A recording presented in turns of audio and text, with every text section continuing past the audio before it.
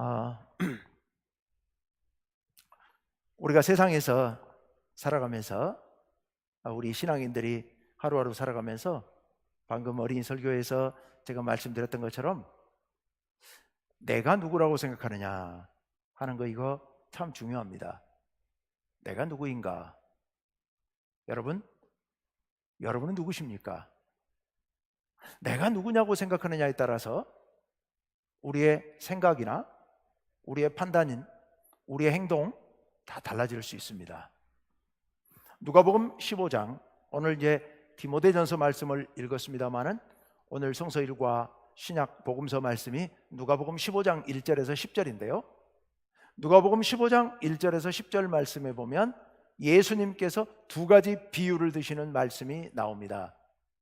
하나는 잃은 양을 찾은 비유, 또 하나는 잃어버린 드라크마 하나를 찾은 비유. 이 두 가지 비유가 나옵니다. 100마리의 양 중에서 양 한 마리를 잃어버렸어요. 그 한 마리 양을 찾기 위해서 목자가 다른 99마리 양을 안전한 곳에 놔두고 밤새도록 그 양을 찾을 때까지 들판을 헤매인 이야기예요. 그렇게 들판을 헤매다가 양 한 마리를 찾았을 때 그 기쁨이 얼마나 큰지, 그 양을 안고 메고 집에 와서 친구들을 불러가지고 기쁨으로 잔치를 했다, 이런 비유. 연이어 나오는 드라크마 비유도 마찬가지예요. 10드라크마가 있었는데, 이 드라크마는 은화예요. 로마 시대 은화예요. 10드라크마를 갖고 있는 여인이 있었는데 그 중에 한 개를 잃어버린 거예요, 집안에서. 그래서 집안에 등불을 켜고 모든 가재도구를 드러내고 쓸고 그것을 찾아서 결국 찾아냈어요. 냈더니 너무 좋아서 기뻐서 친구들 불러가지고 집에서 같이 재밌게 그 찾은 기쁨을 누렸더라 하는 그런 얘기예요. 왜 예수님께서 이런 말씀을 하셨느냐?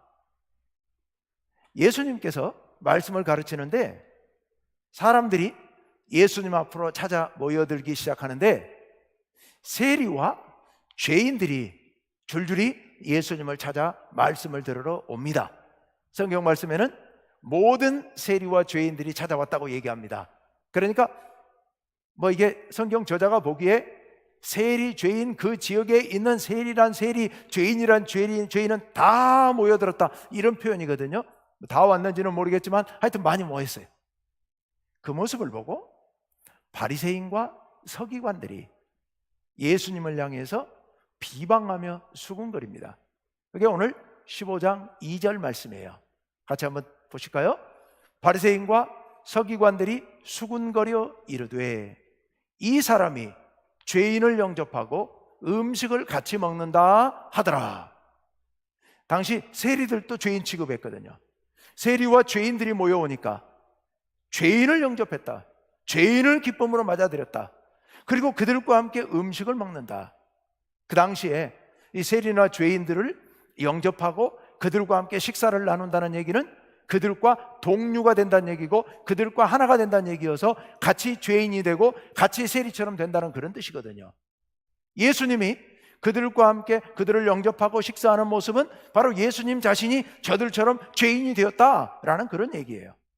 굉장히 얕잡아보고 비방하는 이야기이죠. 그래서 둘째 줄 첫머리에 이 사람이, 이 말은 우리말 번역으로는 그럭저럭 괜찮지만 중립적인 얘기처럼 보이지만 원래 이 당시에 아람어에서 여기 이 사람은, 여기 히브리어 헬라어로 써놨는데 이 사람의 이 말의 그 쓰임새는 아주 천시하는 말입니다. 그러니까 우리식으로 적나라하게 번역을 한다면 저 인간이, 아니면 저놈이, 이런 뜻입니다. 저놈이. 예수님을 굉장히 얕잡아보고 비방하고 낮추어서 부르는 말이에요. 예수님께서 뭔가 대단한 분인 줄로 생각하고 찾아와서 지켜봤더니 별거 아니네, 아주 질 떨어지는 사람이네, 우리와 상종을 못할 사람이네. 왜? 세리와 죄인들과 함께 그들을 영접하고 그들과 친구가 되어가지고 그들을 훈계하고 그들을 바로 세우는 것도 부족할 텐데 그들과 친구 돼가지고 그들과 어울린다? 우리하고는 영 질이 다른 인간이네, 이렇게 취급하는 그런 이야기예요. 그들을 향해서 예수님께서 오늘 이 말씀을 들려주신 거예요. 어떤 말씀요? 3절부터 7절까지 있는 이른 양의 비유와 그리고 8절, 9절, 10절에 있는 이른 드라크마의 비유를 예수님께서 말씀하신 겁니다. 그 비유를 말씀해 주시면서 그 비유의 의미에 대해서 예수님께서 마지막에 들려주시죠. 뭐라고 말씀하시느냐? 나는 하늘에서는 이 죄인 한 사람 회개하고 주님께 돌아오면 회개할 것 없는 의인 99명으로 인한 기쁨보다 더 기쁨이 크다라고 말씀하시는 거예요. 그러면서 누가복음 19장 10절에서 여기에 딱 맞는 예수님의 말씀을 하십니다. 뭐라고 말씀하시느냐? 우리 다 같이 한번 19장 10절 읽어봅시다. 시작. 인자가 온 것은 잃어버린 자를 찾아 구원하려 함이니라. 아멘. 여기 인자는 예수님이죠. 내가 온 것은 잃어버린 자를 찾아 구원하려고 왔다. 그러므로 저 잃어버린 세리, 잃어버린 죄인, 저 사람들 잃은 양 한 마리, 잃은 드라크마 하나, 저들을 찾아 구원하러 왔다. 그러므로 내가 저들이 내게로 왔을 때 얼마나 기쁨으로 저들을 영접하고 그들과 함께 식사하고 하는 게 필요하겠느냐. 그게 얼마나 좋은 일이냐라는 말씀이죠. 자, 예수님께서는 이 땅에 그 잃어버린 그 죄악 가운데 빠져 살아가고 있는 죄인과 세리들, 그들을 찾아 이 땅에 오셨고 그들이 예수님께로 왔을 때 예수님께서 그들을 환대하십니다. 여기 영접했다는 얘기는 환대했다는 얘기예요. 두 팔 벌려서 그 세리와 죄인들, 아무도 친구해 주지 않는 당시 사회에서 가장 밑바닥에 쓰레기 취급받던 그 사람들을 예수님께서 두 팔 벌려 환대해 주시면서 맞아서 그들과 함께 식사하시고 그들에게 말씀을 들려주시고 그들을 품어주셨다는 그런 이야기예요. 예수님께서 그렇게 그들을 품어주시고 그들을 돌아온 것을 기쁨으로 맞아주시면서 하나님 나라에서는 이 사람들이 주님께로 돌아온 것에 대해서 얼마나 기뻐하실지에 대해서 이 두 가지 비유로 말씀해 주고 계셨던 거예요. 그런데 그런 하나님의 기쁨, 그런 예수님의 마음도 모른 채 바리새인들과 서기관들은 뭐라고 얘기하고 있어요? 저 인간이 저 세리와 죄인들을 영접하고 그들과 함께 식사를 하는구나 라고 하면서 예수님까지도 비방하고 모욕을 했다는 사실입니다. 왜 그랬을까요? 여러분, 그 바리새인들과 서기관들은 왜 그 예수님의 마음을 조금도 이해하지 못하고 이렇게 예수님에 대해서 악평을 하면서 이런 비방을 퍼붓고 있었을까요? 그들은 그들 자신을 뭐라고 생각하고 있었느냐가 이런 판단의 출발점이 됩니다. 바리새인과 서기관들은 자신들을 뭐라고 생각하고 있었을까요? 그리고 메시아, 그리스도가 온다면 와서 무슨 일을 할 것이라고 생각했을까요? 그들은 자신들은 의인이라고 생각했습니다. 그리고 세리와 죄인들은 죄인이라고, 부정한 자들이라고 생각하고 있었습니다. 그러면서 하나님의 아들 메시아가 이 땅에 오신다면 심판의 주로 오실 것이다, 심판의 메시아로 오실 것이다 라고 생각했던 겁니다. 그래서 하나님의 아들 메시아가 이 땅에 오신다면 자신들 같은 의인들은 칭찬하시고 상을 주시고 하나님 나라에서 온 세상을 다스리게 하실 것이다 라고 생각하는 반면 저 세리와 죄인들은 하나님께서, 즉 메시아, 심판의 메시아가 와서 저들을 심판하시고 저 지옥불에, 꺼지지 않는 지옥불에 던져버릴 것이다 라고 생각하고 있었던 겁니다. 그래서 예수님이 메시아인가 아닌가 가만히 봤더니 메시아가 아닌 거라고 생각하는 거죠. 만약 메시아라면 의인인 자신들을 칭찬하시고 자신들에게 대접하고 자신들에게 음식을 차려줘야 맞는데 반대로 알아보지도 못하고 저 죄인들, 세리들에게 이렇게 파격적으로 대해주는 걸 보니 메시아가 아닌 게 분명하고 오판하고 있는 게 분명하다라고 생각을 했던 겁니다. 그래서 예수님을 그렇게 사정없이 비방하면서 그들을 모욕하고 예수님을 모욕했던 겁니다. 근데 여러분, 이렇게 이 바리새인들, 서기관들, 이 서기관들이 율법학자들인데 대부분 다 바리새인 출신들이에요. 그러니까 바리새인이라고 보면 좋겠습니다. 이 바리새인들, 이런 바리새인들과 같은 사람이 한 사람이 있습니다. 같은 바리새인. 그런데 그 같은 바리새인이 전혀 다른 모습을 보이는 한 바리새인이 있습니다. 아니, 이 바리새인들보다 훨씬 더 뛰어나고 훨씬 더 자부심 있고 훨씬 더 많은 지식을 갖고 있는, 그러면서도 칼날같이 날카로운 그런 바리새인 한 사람이 있습니다. 그 사람이 누구냐? 오늘 본문에 등장하는 이 디모데전서를 기록했다고 말하고 있는 바울.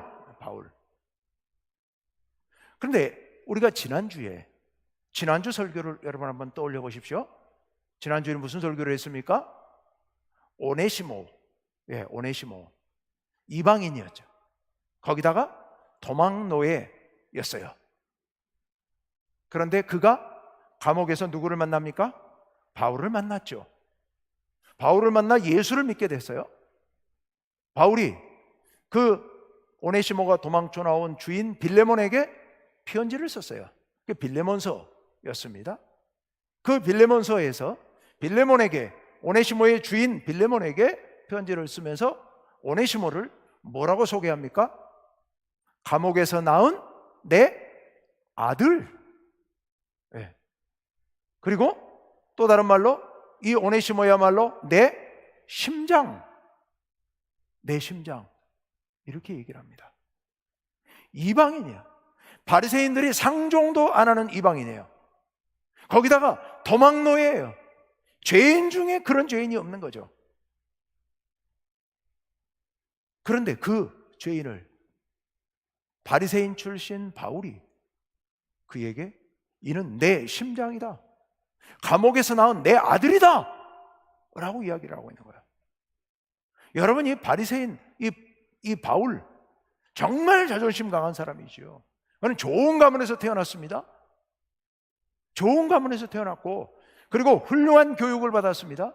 당시 가말리엘 문화라고 하는 최고의 바리새인에게서 교육받은 바리새인입니다.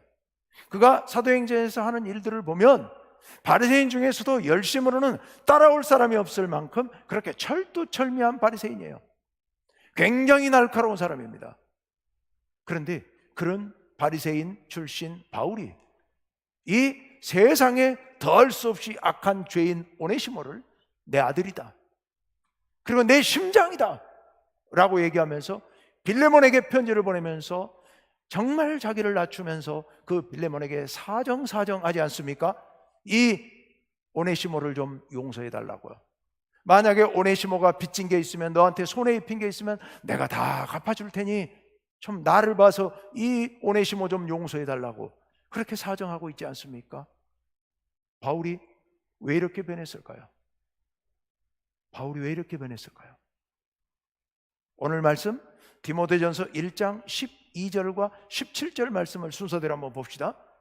디모데전서 1장 12절 말씀에 오늘 본문 시작 부분입니다. 이렇게 시작하고 있습니다. 우리 다 같이요. 시작. 나를 능하게 하신 그리스도 예수 우리 주께 내가 감사함은 나를 충성되이 여겨 내게 직분을 맡기심이니. 아멘. 이 12절에서 가장 중요한 핵심 단어는 둘째 줄에 있는 내가 감사한다는 얘기입니다. 하나님께 감사한다는 얘기예요. 왜 감사하느냐? 누구에게 감사하느냐? 나를 능하게 하신 예수님께 감사한다는 얘기고요. 왜 감사하느냐 하면 나를 충성되이 여겨 내게 직분을 맡기셨기 때문이라고 얘기를 합니다. 이거는 표면적인 이유예요. 17절로 가볼까요? 17절 다 같이요. 시작. 영원하신 왕 곧 썩지 아니하고 보이지 아니하고 홀로이 하나이신 하나님께 존귀와 영광이 영원무궁하도록 있을지어다. 아멘. 요거 한 단어로 줄이면 17절을 뭐라고 할까요? 감사, 다른 말로 또는 찬양. 아까 12절에 감사, 여기 17절에 하나님께 찬양, 영광, 존귀와 영광, 하나님께 찬양하는 거예요. 지금 바울은 이 디모데전서 1장 12절에서 17절 말씀에서 자기 얘기를 하고 있는데요, 자기 얘기의 핵심은 하나님이야말로 참으로 감사하고 온 마음을 다하여 하나님을 찬양합니다 라는 그런 내용이에요. 왜 바울은 무엇 때문에 이렇게 감사하고 찬양하고 있을까? 무엇을 이렇게 감사하고 찬양할까? 여러분, 바울이 바리새인 출신이에요. 뛰어난 사람이에요. 자부심이 굉장히 강한 사람이었습니다. 굉장히 날카로운 사람이었습니다. 그런데 그가 이렇게 하나님께 감사하고 찬양하고 있습니다. 오네시모, 그 천한 죄인 중에 죄인 오네시모를 그렇게 사랑합니다. 왜 이렇게 변했을까요? 뿐만 아니에요. 바울은 여러분 평생토록 예수님 만난 후로 평생토록 복음을 전했지 않습니까? 평생토록 복음을 전하면서 수도 없는 고난을 당했습니다.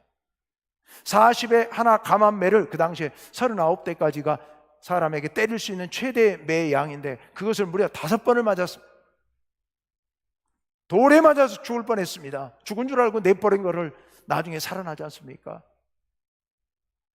감옥에 갇히고 큰 몽둥이로 두들겨 맞고 바다에서 풍랑으로 고생하고 굶주리고 헐벗고 비방당하고 정말 인간으로서는 견딜 수 없는 그런 수많은 고난들을 그는 당했습니다. 그런데 그렇게 당하면서도 조금도 흔들리지 않습니다. 무엇이 바울로 하여금, 그 자존심 강한 바울로 하여금 이렇게 변화되게 만들었을까요? 바울은 자기가 과거에 그렇게 잘나고 잘 나갔던 일을 배설물로 여긴다고까지 이야기를 합니다.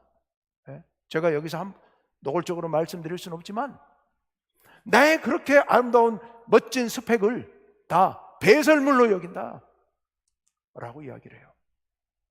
왜? 무엇이 바울을 이렇게 만들었을까?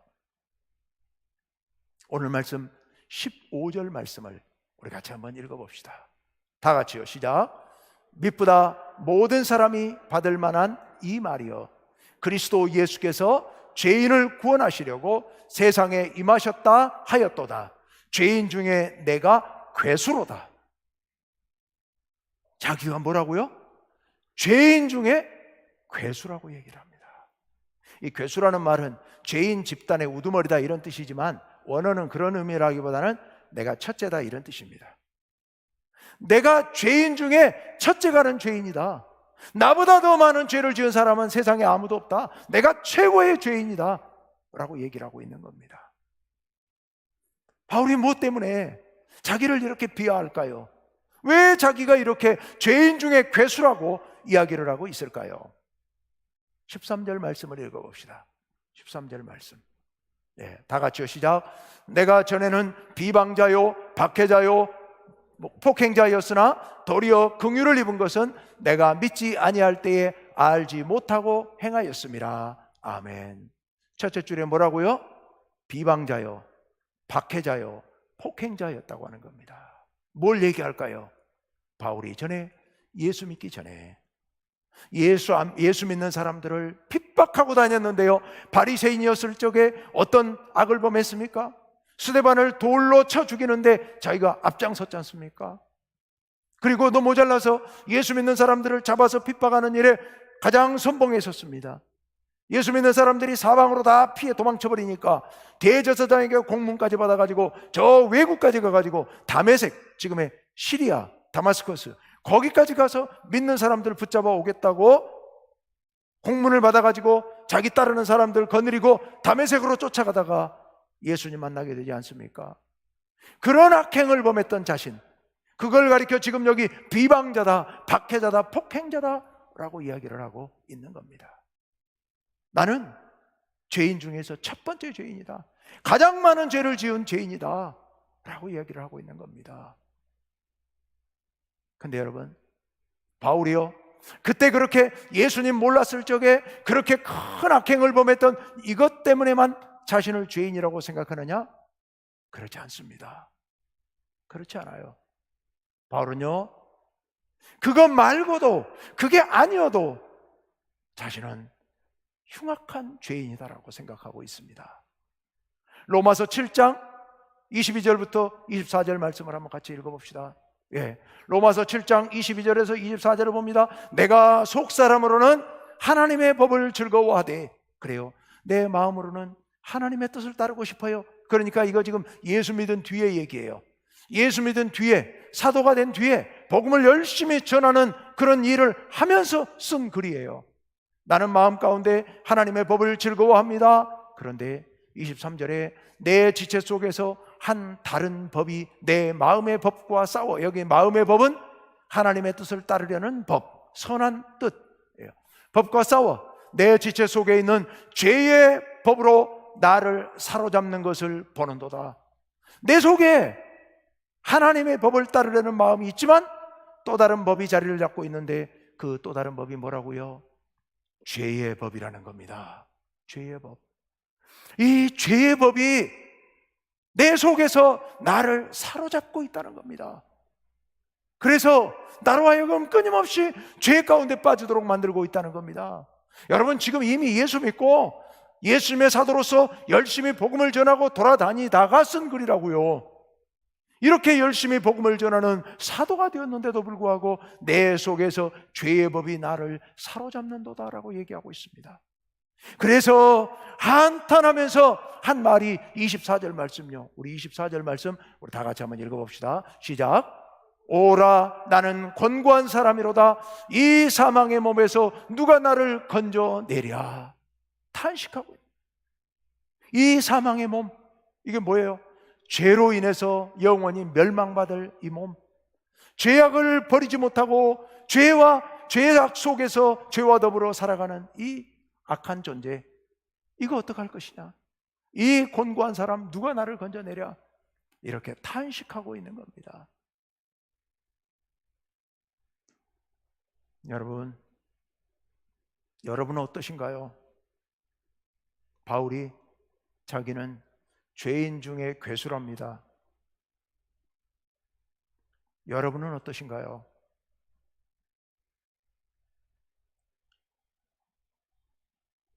죄가 무엇일까요? 몇 주 전 수요기도의 시간에 제가 요한일서 강의하면서 죄가 무엇인가에 대해서 말씀을 드렸습니다. 죄가 뭐냐? 도둑질하고 강도짓하고 사기치고, 그것도 죄 맞습니다. 그렇지만 우리 그리스도인들에게 죄란 예수님과 같은 방향으로 살지 않는 게 죄입니다. 예수님처럼 살아야 되는데 그렇게 살지 못하는 거예요. 어떻게 해요? 예수님께서는 하늘에서부터 이 땅까지 낮아지셨는데 낮아지시는데 우리는 틈만 나면 높아지려고 하지 않습니까? 우리가 그렇게 살지 않습니까? 이게 죄라는 거예요. 두 번째요, 예수님은요, 전 삶 가운데, 전 생애 가운데 오직 우리를 위해서, 우리를 구원하기 위해서 사셨습니다. 남을 위해 사신 거예요. 근데 우리는 어떻게 삽니까? 오직 나만을 위해서, 날이면 날마다 나만을 위해서 살아가고 있는 우리들, 이게 죄라는 겁니다. 예수님은요, 남을 위해서 살았습니다. 우리를 위해 사셨습니다. 그런데 우리는요, 내 끝없는 욕망, 탐욕을 위해서 살아가고 있습니다. 이게 죄입니다. 이게 죄예요. 예수님은요, 하나님과 우리 사이에 멀어져 버린 관계를 회복시키기 위해서 십자가에서 우리를 위해 죽으셨는데요, 우리는 어떻게 살아가고 있습니까? 우리는 우리의 욕심 때문에 하나님과의 관계를 끊어버리고, 우리의 이웃과의 관계를 끊어버리고, 내 이기심과 탐욕 때문에 미워하고 시기하고 내가 높아지려고 해서 관계가 모두 단절돼 버려요. 살면 살수록 우리의 관계가 단절돼 버립니다. 이게 죄라는 거예요. 이게 죄예요. 다시 한번 말씀드립니다. 예수님은 낮아지려고 하십니다. 예수님은 우리를 위해서, 남을 위해서 하십니다. 예수님은 당신의 욕망을 위해 살지 않습니다. 예수님께서는 관계를 회복시키는 일을 위하여 생명까지 바치셨습니다. 그런데 우리는요, 우리는 낮아지는 게 아니라 끊임없이 높아지려고 합니다. 우리는 나만을 위해 삽니다. 우리는 끝없는 탐욕의 노예가 되어 살아가고 있습니다. 우리는 관계를 파괴시키고 있습니다. 그러니 우리가 죄인이라는 겁니다. 그러니 우리가 죄인이고 우리는 죄인 중에 괴수라는 겁니다. 죄인 중에 괴수예요. 이 일을 어떡합니까? 이 일을 어떻게 해요? 죄인 중에 괴수인 우리를 어떡하냐 말이에요. 오늘 말씀 디모데전서 1장 14절에서 바울이 이렇게 고백하고 있습니다. 다 같이요, 시작. 우리 주의 은혜가 그리스도 예수 안에 있는 믿음과 사랑과 함께 넘치도록 풍성하였도다. 아멘. 아멘. 한 문장으로 줄이면 은혜가 풍성하였다는 얘기입니다. 누구에게? 나에게요. 나에게. 예수님의 은혜, 하나님의 은혜가 내게 풍성하게, 넘치도록 풍성하게 임했다는 겁니다. 무엇과 함께요? 믿음과 사랑과 함께요. 이 은혜가 여러분 무슨 은혜겠습니까? 예수님께서 나를 위해 십자가에 달려 죽으심으로 말미암아 나를 구원하시고, 나를 하나님의 자녀 삼으시고, 나를 불러서 사도로 삼으시고, 나를 불러서 주의 복음을 증거할 수 있는 그런 복음 전파자로, 능력자로 삼아주셨다고 하는 겁니다. 12절에 보면 나를 충성되게 여겨서, 나를 충성되게 여겨서, 나 같은 더러운 죄인을, 죄인 중에 괴수를 충성되게 여기셔서 이렇게 능력자로, 직분자로, 복음 전파자로 세워주셨으니 이 은혜가 내게 넘치도록 풍성하였다 라고 고백하고 있는 겁니다.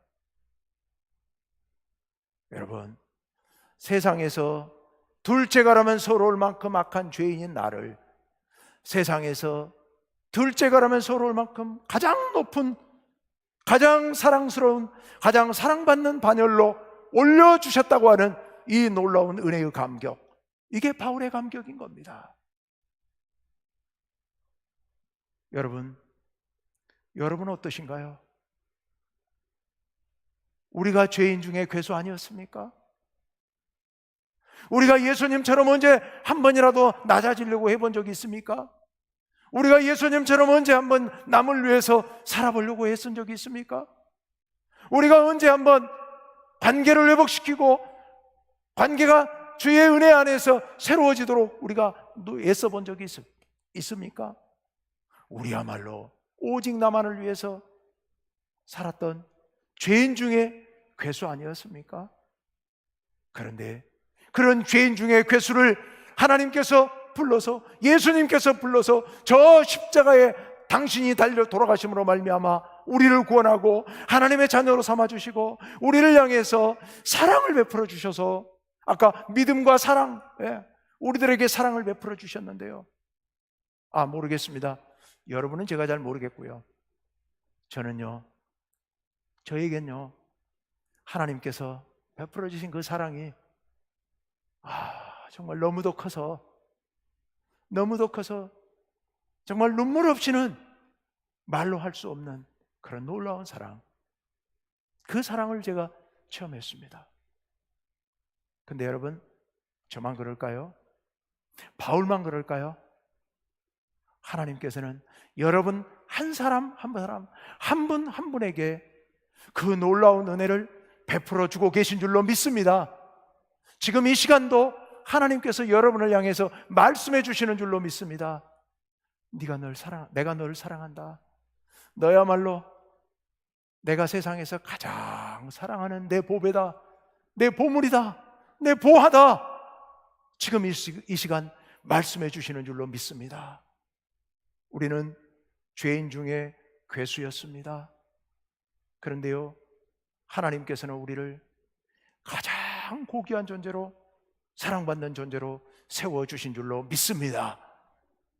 여러분, 바울이 오네시모를 그토록 사랑할 수 있었던 것은, 그토록 모진 매를 맞고 모진 고난을 당하면서도 복음 전파하는 일에 평생 흔들림 없이 한 번도 교만하지 않고 끝까지 갈 수 있었던 것은 바로 이 두 가지 사실 때문이었습니다. 첫 번째 사실이 뭐요? 나는 죄인 중에 괴수라는 사실요. 두 번째 사실은 뭐요? 그런 나에게 하나님께서 풍성한 은혜를 베풀어 주셨다는 사실요. 이 두 가지 사실을 잊지 않았기 때문에 바울은 평생토록 그렇게 아름다운 모습으로, 가장 모범적인 모습으로 살 수 있었다고 믿습니다.